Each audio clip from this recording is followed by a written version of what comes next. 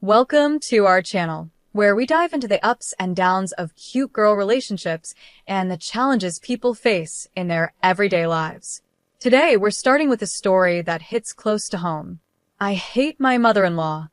From the moment I met her, I knew she didn't like me, and accepting me as her daughter-in-law was never easy for her. But this time, she went too far, pushing me to the point where I couldn't hold back anymore. I had to air her dirty laundry. Now, you might think I'm just a sweet and caring person, the kind you'd compare to a harmless kitten. But my mother taught me something important. When people are mean for no reason, you need to stand up for yourself, even if it means fighting dirty. And this time, my mother-in-law decided to be the biggest troublemaker in the family, assuming I wouldn't fight back. But she was wrong.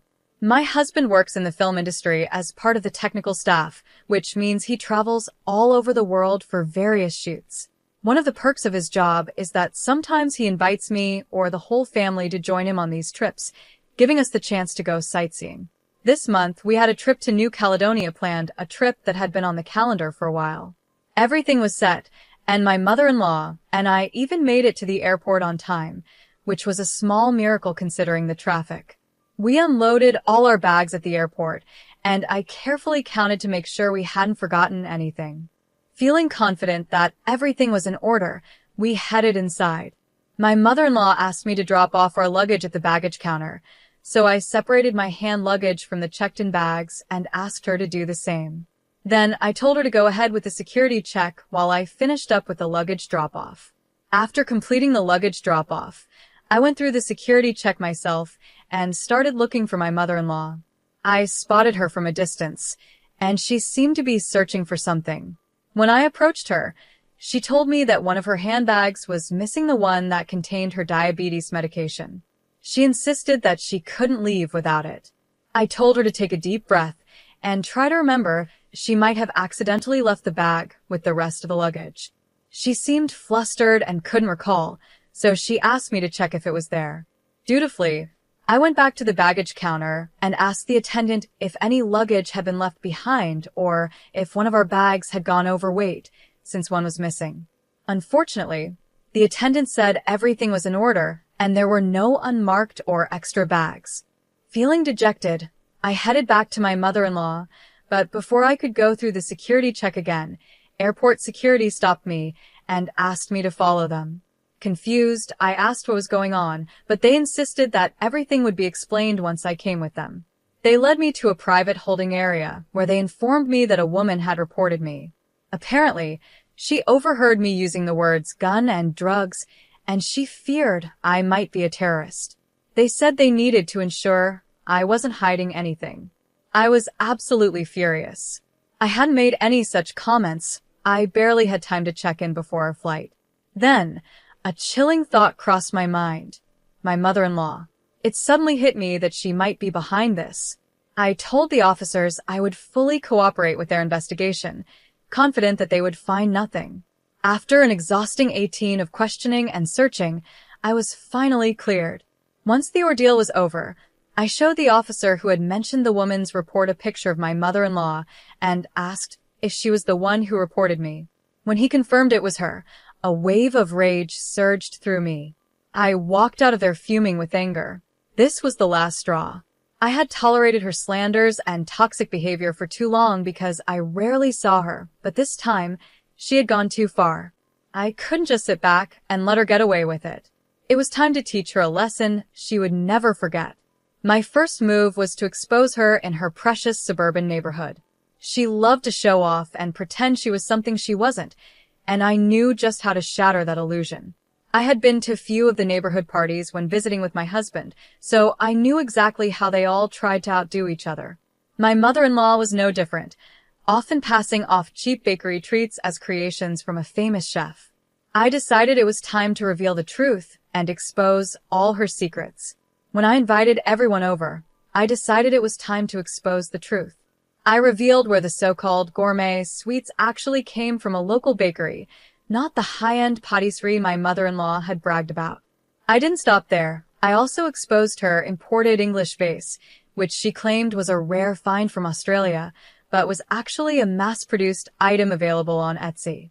Watching her lies unravel and her reputation crumble in front of her friends brought me a sense of satisfaction. But I wasn't done yet. I had one more card to play. Since I was already at her house, I decided to wait for my father-in-law to return home. When he arrived, he was surprised to see me, knowing I was supposed to catch a flight back to Portland that day. He asked why I hadn't left, and I told him there was something important he needed to know. I shared with him that I had recently learned about my mother-in-law's affair with one of the assistant directors during our trip to the Bahamas. I explained that my husband had told me about it after hearing it from one of the set staff, who had caught them together in the prop room. My husband had wanted to keep it a secret, not wanting to be the one to cause trouble in their marriage. But after everything my mother-in-law had put me through, especially at the airport, I felt no such obligation. I wanted her to suffer the consequences of her actions. So, I laid everything out in front of my father-in-law, leaving nothing unsaid. The next day, I left her house, confident that her pretentious little life was about to fall apart. Despite the satisfaction of exposing her lies, I couldn't shake a nagging feeling that I might have gone too far. In my anger, I may have hurt my husband by revealing the truth about his mother's affair. I regretted that part a little, and I couldn't help but wonder, was I being the a-hole here? A week passed, and I found out that my mother-in-law had returned home. Before she did, though, she had already tried to stir up trouble. She told my husband that I hadn't gone to New Caledonia because I was tired of traveling all the time just to spend a few days with him. She claimed I didn't think it was worth the effort anymore. That lying woman actually thought she could create a misunderstanding between us. It took me nearly 3 hours to reassure my husband that I love our life together and that I missed the plane due to a simple misunderstanding. I decided not to explain everything to him over the phone, especially after I had already revealed his mother's affair to his father. I knew that once she arrived home, she would find the mess waiting for her, and I was eagerly anticipating the call I was sure to receive once she did. Now, I'm just waiting for that moment, and when it happens, I'll be ready to update her on what I've done. I finally got to see her reaction, and let me tell you, I did not expect my mother-in-law to show up at my house unannounced. When she did, I was both surprised and a bit relieved, because it meant I could witness firsthand the fury on her face as she grappled with the chaos that her life had become. The look of sheer anger she gave me when I politely invited her in was all the satisfaction I needed. The moment she stepped inside, she exploded with rage. She screamed at me, calling me all sorts of names, and told me that I had no right to do what I did. She said I was a jerk and that karma would surely come back to bite me. According to her, I should be ashamed of causing strife in the family. She even went as far as to say that I didn't deserve her son, claiming she had known all along that sooner or later I would show my true colors. I could see she was on the verge of slapping me, but somehow she held herself back. Her outburst reignited all the anger I had been suppressing for so long. I couldn't hold back any longer and told her that she was lucky I only exposed her secrets. If I had really wanted to get back at her, I could have pressed charges for the false accusations she made against me at the airport. After that, I told her to get out of my house. But instead of feeling better, I felt worse. It's been 3 months since that confrontation, and a lot has happened since then. My mother-in-law has been fighting nonstop with my father-in-law ever since I exposed her affair. Initially, I thought it was a one-time thing, but it turns out she was still seeing that person, and she eventually confessed this to my father-in-law. Once he found out, he kicked her out of the house, and she's been living with her sister ever since. 2 weeks, I went to talk to my father-in-law because the guilt was eating me up. I felt responsible for the fights between them, but he assured me I had nothing to feel guilty about. He told me this wasn't the first time something like this had happened, but it was definitely the last. They are now separated, and he has no intention of getting back together with her. I'm left feeling conflicted about everything.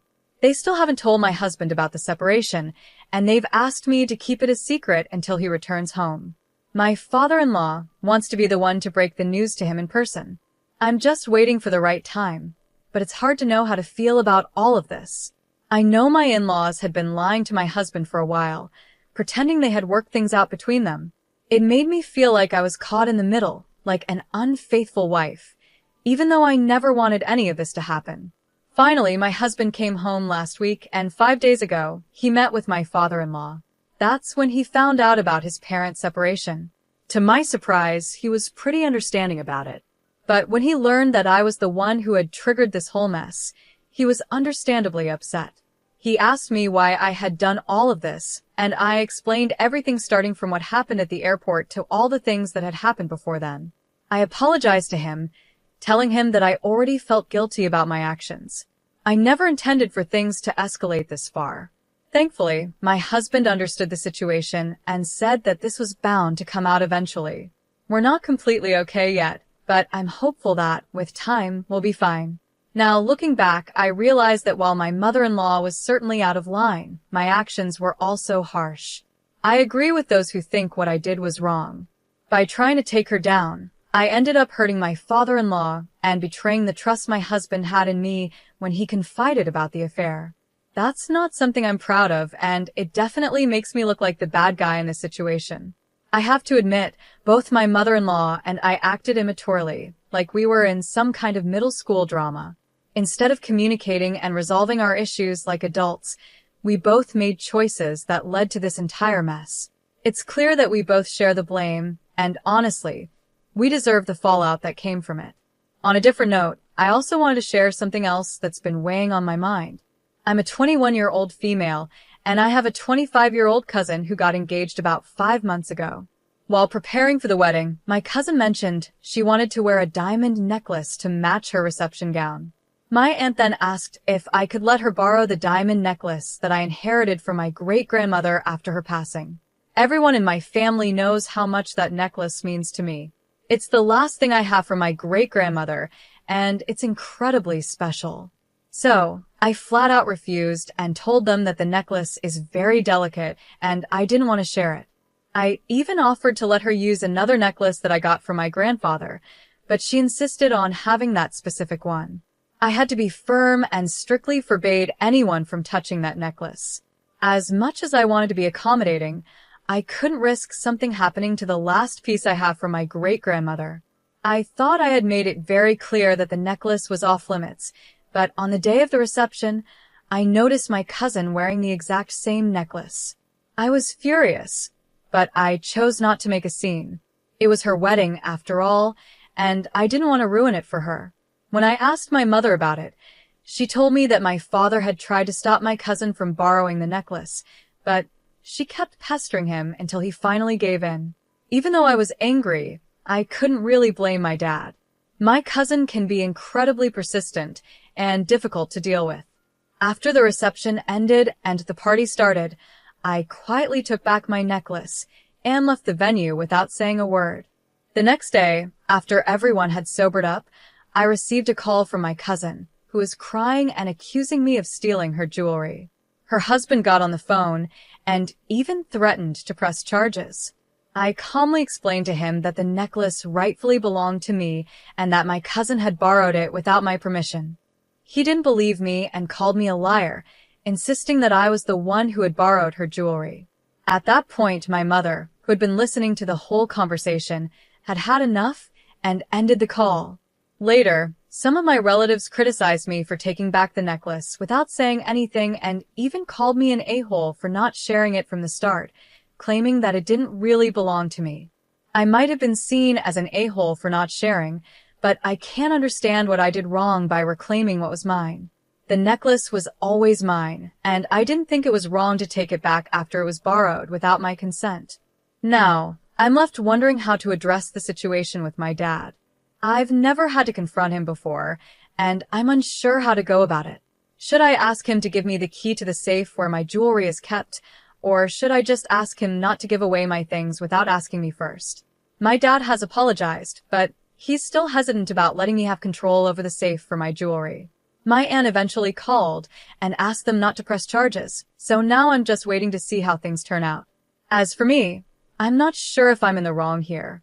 Some people might think I could have handled it differently, but I believe that taking back what was rightfully mine was the right thing to do. I know you're young, but it's important to start securing anything valuable from now on. No one else should have access to your personal belongings. Your father shouldn't have handed over your necklace to your cousin, especially without telling you. It's time to invest in a small safe where you can keep your valuables safe and secure. It's too easy for someone to borrow something like that and never return it. Since you're 20, getting your own safe and moving everything important into it is a wise decision. Your property is yours, and your father shouldn't have been the one to give it away, even to family. You should also consider asking your father to call your cousin and her husband to make it clear that any attempt to press charges will be met with legal action, such as a cease and desist order. It sounds like your cousin may have been envious of your necklace all along and used her wedding as an excuse to take something she felt more entitled to than you. She's 7 years older, so she might have some feelings about it, but that doesn't justify what she did. Talk to your father, get your things back, and get your own safe. Clearly, he can't be trusted not to give in to pressure and loan out your belongings after you've already said no. On a different note, my sister, who is 24, has been living with me, 26-year-old female, for the past 3 years. I told her she could stay with me as long as she wanted, but she needed to follow my rules. One of the main rules is that she can't have men over. She can invite people in, but they can't stay overnight. I've been pretty lenient, honestly. She's had both male and female friends stay overnight without my permission, and I didn't say anything because I knew her friends and didn't think it was a big deal. But last week, she crossed the line by bringing a stranger into our home without my knowledge. I was home at the time, and she waited until she thought I was fully asleep before letting the man in. She probably thought I wouldn't notice and wouldn't get caught, but this morning I woke up really early and saw an extra pair of shoes that didn't belong to either of us. That's when I realized someone else was in the house. After the stranger left, I confronted my sister and told her that what she did was completely disrespectful and not okay. I warned her that if she ever does it again, she'll have to move out. My mom thinks I'm overreacting and should just let it slide because my sister is young and wants to enjoy her life. I don't want to be the strict, boring sister, but my sister and my mom both know how deeply shaken I was when someone tried to break into my home while I was alone. That experience left me feeling scared and vulnerable, and it's the main reason I'm so cautious about having strangers in my house. It's not just a small rule. It's about feeling safe in my own home. My sister has been living with me for free, and I've been okay with that because she's family. I love her, and I want to help her out. But when she disrespects my boundaries, it crosses a line.